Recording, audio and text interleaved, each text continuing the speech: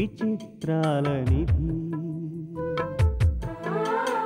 ఓ విధి విచిత్రాల నిధి వింత కథల సారథి ఆశ నిరాశల వారధి నిరంకుశ నిర్ణయాల నిర్దయవానిధి ఓ విధి విచిత్రాల నిధి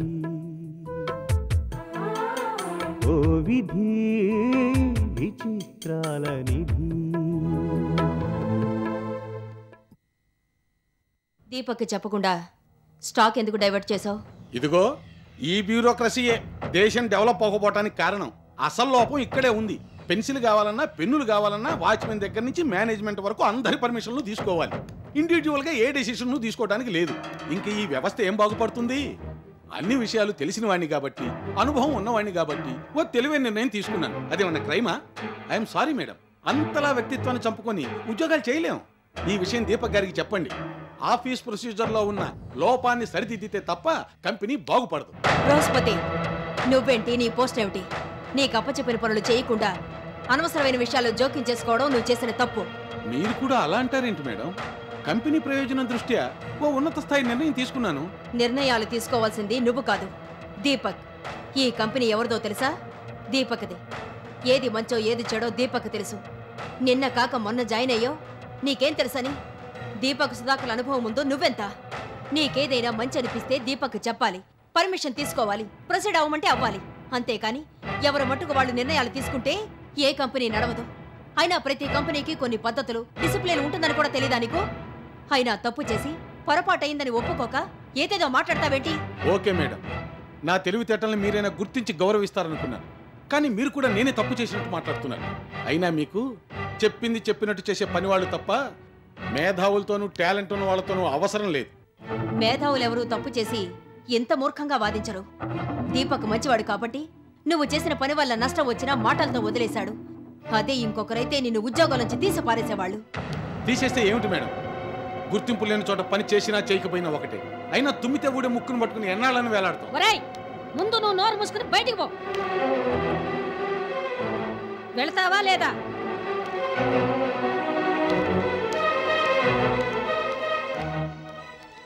లక్ష్మి, పెద్దదానివన్న గౌరవం లేకుండా నోటికొచ్చిందల్లా వాగుతున్నాడు. ఇలాగే దొరికిన ఉద్యోగాలన్నీ పోగొట్టుకుని పెళ్ళాన్ని పిల్లల్ని నానాబాధలు పెడుతున్నాడు. వాళ్ల గురించి ఆలోచించైనా కాస్త పెద్ద మనసు చేసుకుని వాడిని క్షమించమ్మా. మరోసారి ఇలాంటి పొరపాటు పనులు చేయకుండా వాడికి నేను గట్టిగా బుద్ధి చెప్తాను.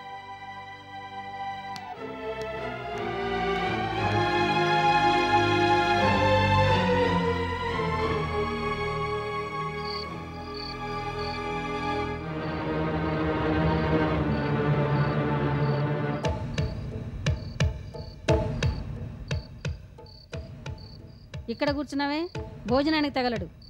అక్కర్లేదు. ఆవిడన్న మాటలకు ఎప్పుడో కడుపు నిండిపోయింది. తలపాగా చుట్టలేని బుర్ర వంకర అన్నట్టు వాళ్ళకే పనులు చేతకావు. నాలాంటి వాళ్ళు చెప్తే వినరు, పైగా చివాట్లు పెడతారు. నోర్మయ్, నిజంగా నీకన్ని తెలివితేటలే ఉంటే నువ్వు ఇలాంటి పనులు చేయవు. నీ బతుకు ఇలా తగలడిది కాదు. బుద్ధిగా వాళ్ళు చెప్పిన పని చెప్పినట్టు చేసుకుంటూ పోతే చివాట్లు ఎందుకు పెడతారు? తిన్నగా ఉంటే జీతాలు పెంచుతారు, ప్రమోషన్లు ఇస్తారు. అయినా ఇంత వయసు వచ్చినా నీకు బాధ్యత తెలియకపోతే నేనేలా చావను?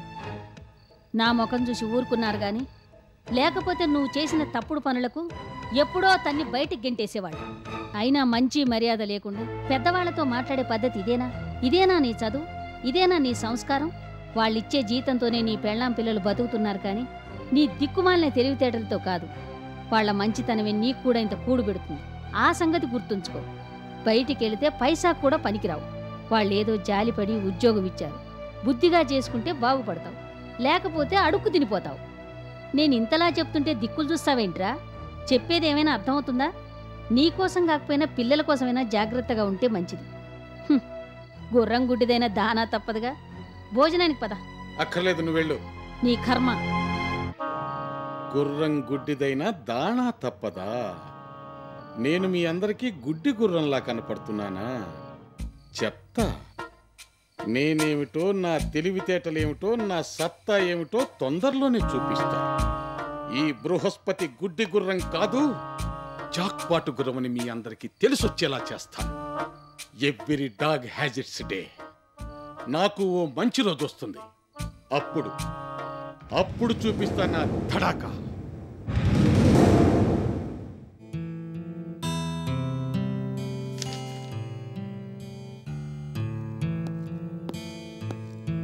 Good morning father. Good morning. రండి, కూర్చోండి. Thank you. బీడీ రిపోర్ట్స్ ఎలా ఉన్నాయి డాక్టర్? హార్ట్లో వాళ్ళు పూర్తిగా పాడైపోయింది. సాధ్యమైనంత త్వరగా ఆపరేషన్ చేయాలి. మరోసారి స్ట్రోక్ వస్తే చాలా డేంజర్. బీడీకి ఎంత కష్టం వచ్చింది డాక్టర్. అదేమిటో, ఆ ప్రభు ఎప్పుడూ మంచివాళ్ళని, తనని నమ్ముకున్న వాళ్ళని పరీక్షలకి గురి చేస్తాడు. బీడీ కండిషన్ ఇంత క్రిటికల్ అవుతుందని నేను కూడా అనుకోలేదు ఫాదర్. ఏదో మామూలు చెస్ట్ పెయిన్ లాంటిది అనుకున్నాను, కానీ వాళ్ళు పాడైపోయే పొజిషన్ అనుకోలేదు. మరి మన హాస్పిటల్లో ఆ ఆపరేషన్ చేయడానికి అవకాశం ఉందా డాక్టర్? మన దగ్గర అంత ఎక్విప్మెంట్ లేదు ఫాదర్. ఏదైనా పెద్ద హాస్పిటల్లో జాయిన్ చేయాల్సిందే. అలాగా? పైగా ఈ ఆపరేషన్ చాలా ఖర్చుతో కూడుకున్నది. ఎంతకాలంలోగా ఆపరేషన్ చేయాలి డాక్టర్? సాధ్యమైనంత త్వరగా చేయాలి, లేకపోతే ఆవిడ కండిషన్ క్రిటికల్ అవ్వచ్చు. అలాగా? అయితే త్వరలోనే ఆవిడకి ఆపరేషన్ చేయిద్దాం. ఫర్దర్గా ఆవిడకి కావాల్సిన ట్రీట్మెంట్ కంటిన్యూ చేయండి. అలాగే ఫాదర్. మరి నేను వెళ్ళరానా? మంచిది.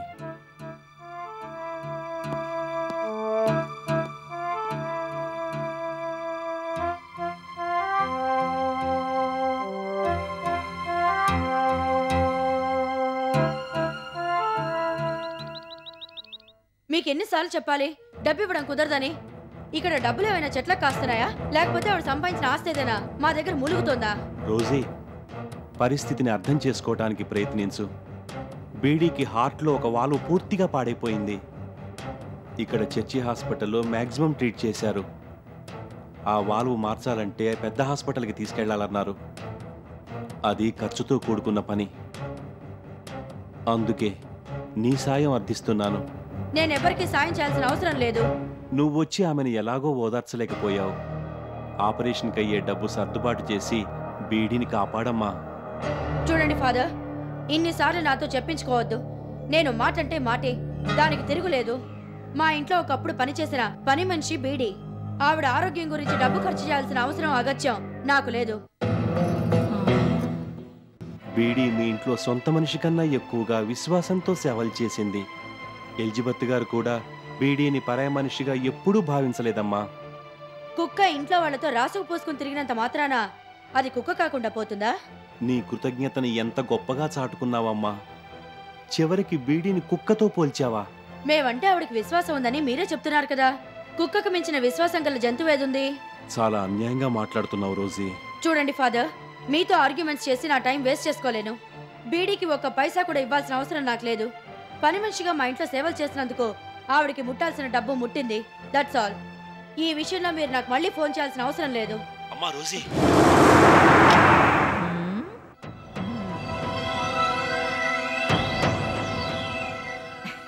బొమ్మగారు, స్టవ్ మీద అన్నం ఉడుకుతుంది, కొంచెం చూసుకోండి.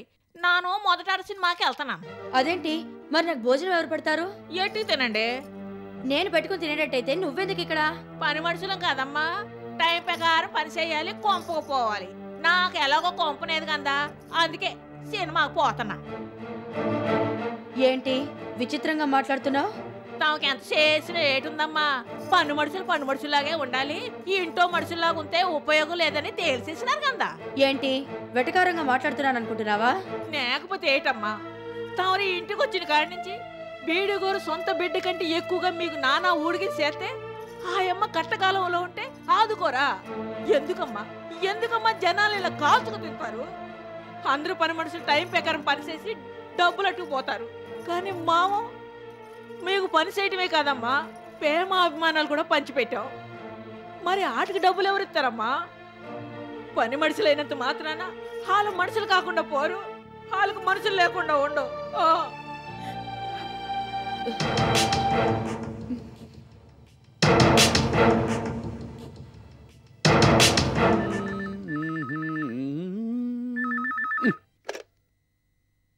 హలో, అవును, దేవి గ్రూప్ ఆఫ్ ఇండస్ట్రీసే.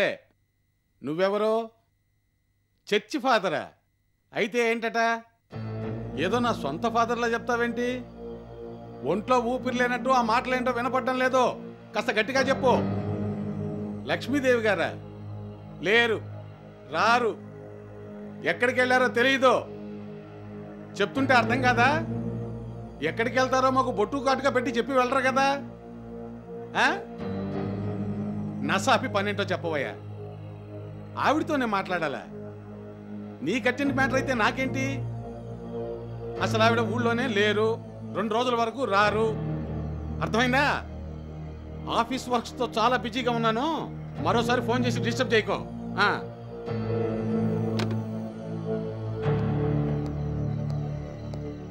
బాస్ ఈ టెండర్ ఫైల్ చూడమన్నారు, అర్జెంట్ అట. ఏది అర్జెంటో ఏది కాదో నాకు తెలుసు, నువ్వేం చెప్పక్కర్లేదు. మీ ఇష్టం, కానీ ఈ కాంట్రాక్ట్ రోజీ గ్రూప్ ఆఫ్ కంపెనీస్కి వెళ్ళకూడదు, మనకే రావాలి. అంచేత జాగ్రత్తగా వర్కౌట్ చేయమన్నారు. ప్రతిసారి ఇదే మాట చెప్తారు. పోటీ పడడానికి దేశంలో ఆ కంపెనీ తప్ప వేరే కంపెనీ దొరకలేదా? దొరకరు. మొదటి నుంచి ఆ కంపెనీకి మన కంపెనీకి పడదు. మన మేడం అయితే పోటీ పడరు, కానీ ఆ కంపెనీ ఓనర్ మిస్సెస్ రోజీ మాత్రం ప్రతి పనికి అడ్డు తగులుతూనే ఉంటుంది. ఎలాగైనా మన కంపెనీని దెబ్బతీయాలని చూస్తూ ఉంటుంది. అంచేత మనం అలర్ట్గా ఉండాలి. ఇది ఓ రకంగా మన ప్రెస్టేజ్ ఇష్యూ. ఐసి అంటే ఆవిడ లక్ష్మీదేవి గారి కన్నా పవర్ఫుల్ అన్నమాట. వర్క్లో కానీ మంచితనంలో కానీ మన మేడంతో పోటీ పడలేదు. మోసాలు అన్యాయాలు చేయడంలో మాత్రం చాలా పవర్ఫుల్. అలాగా? ఇంతకీ ఆ కంపెనీ ఓనర్ ఎవరన్నావు? Mrs Rosie. Mrs Rosie.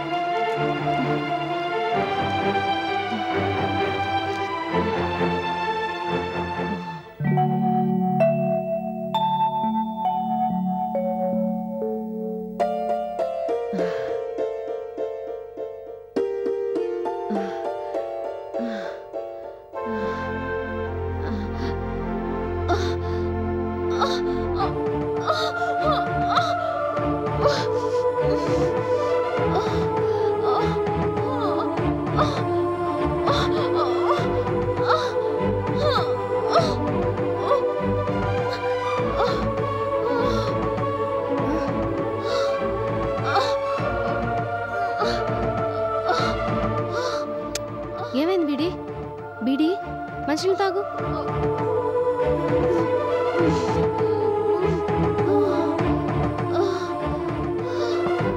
తగ్గిందా బీడి? సిస్టర్, వీటిని ఎలాగైనా రోజీకి అంత చెయ్యాలి. ఇవి నాకున్న ఆస్తి, వారసత్వంగా ఇవి రోజీకే చెందాలి. చెడు మార్గంలో వెళుతున్న రోజీ వీటిని అందుకుని మంచి మార్గంలోకి వస్తే నాకంతకన్నా కావాల్సింది లేదు. నాకు చెప్తే వీటిని వెతికి పెట్టేదానిగా, మీరెందుకు రిస్క్ తీసుకున్నారు? వీటిని నేనే స్వయంగా రోజీకి ఇవ్వాలి. మీరే ఇద్దరు గాని ముందు మీరు ప్రశాంతంగా పడుకోండి.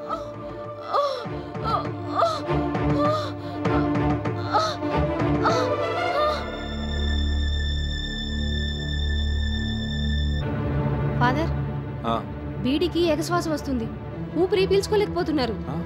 పదమ్మా. రండి ఫాదర్.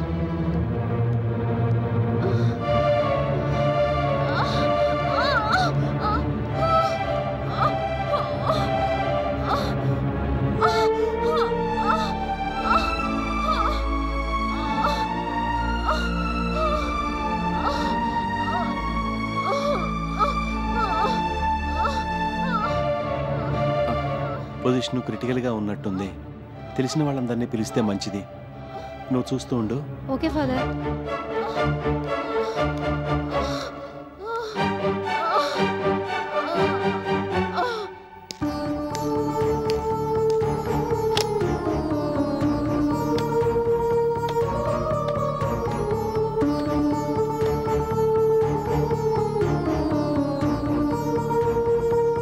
హలో అమ్మా రోజీ, నేనమ్మా ఫాదర్ని మాట్లాడుతున్నాను. ఏమైంది? బీడీ చచ్చిందా? అది చస్తేనే మంచిది. అంత మాట అనకు రోజీ. బీడీ పరిస్థితి ఏం బాగోలేదు. ఏ క్షణంలో ప్రాణం పోతుందో తెలియడం లేదు. డాక్టర్లు కూడా ఆమె బతికే అవకాశం లేదని తేల్చి చెప్పేశారు. అనుక్షణం నిన్ను చూడాలని కలవరిస్తోంది. ఒక్కసారి నువ్వు వచ్చి చూస్తే మంచిదమ్మా. కనీసం ఆఖరి చూపులన్నా దక్కుతాయి. చిన్నప్పటి నుంచి నిన్ను పెంచి పెద్ద చేసిన బీడీకి ఈ ఆఖరి నిమిషంలో నిన్ను చూశానన్న సంతృప్తినన్నా మిగలనివ్వు. అంటే బీడీ ఇంకా చావలేదా? ఒకవేళ చచ్చిందేమో ఆ శుభవార్త నాకు చెప్పడానికి ఫోన్ చేస్తారేమో అనుకున్నాను. మనిషి చావు బతుకుల మధ్య ఉన్నప్పుడు కూడా ఈ కక్షలు కార్పణ్యాలు ఏంటి రోజీ? ఒకసారి పెద్ద మనసు చేసుకుని రామ్మా. రోజుకెంతో మంది దిక్కుమాలిన చావులు చేస్తుంటారు. అందులో ఇది ఒకటి అనుకుంటాను. అయినా ఓ పని మనిషి చావుకి రావాల్సిన అవసరం నాకు లేదు. నన్ను ఎదిరించినందుకు, నాకు నీతులు చెప్పి విసిగించినందుకు తగిన ఫలితం అనుభవిస్తోంది. అందుకు నాకు చాలా ఆనందంగా ఉంది. బీడీ బతుకుందని మరోసారి ఫోన్ చేయొద్దు. అది చస్తే మాత్రం ఆ శుభవార్త చెప్పడానికి వెంటనే ఫోన్ చేయి. నువ్వొచ్చి చెప్తే మరీ మంచిది. అంత మంచి వార్త చెప్పినందుకు నీకు గొప్ప గిఫ్ట్ ఇస్తాను. ఆ హ్యాపీ ఒకేషన్ని గ్రాండ్గా సెలబ్రేట్ చేసుకుంటాను.